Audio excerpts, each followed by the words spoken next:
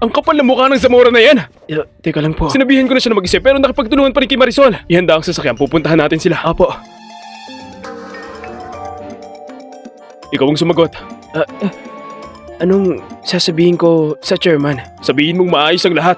Busy ako, kailangan pa ba kitang turuan? Opo. Zamora! Ang tapang mong suway ng utos ko at makipagtulungan kay Marisol Lazo? Alam mo ba ang kahihinat na ng paglampas sa akin? Ha? Uutusan kita itigil ang partnership ninyo kay Marisol Lazo. Kung hindi, ang panglalait sa pamilyang Severino hindi mo kakayanin! Anong nakakatawa? Marisol Lazo, bakit ka nandito?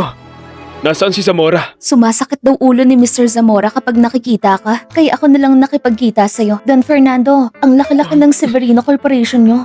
Nagbabanta pa kayo sa negosyo? Kung hindi mo alam, akala mo nasa panahon pa tayo ng mga oligarko. Kapag nag-utos lang si President Severino, lahat daw ay magmamadaling makipagtulungan sa inyo. Marisol Lazo, nakakainis ka! Don Fernando, hindi ka nagpadala ng mga veterano para agawin ang proyekto ko.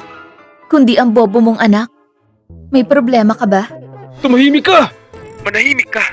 Fernando Severino, umalis ka dito agad. Tignan mo lang.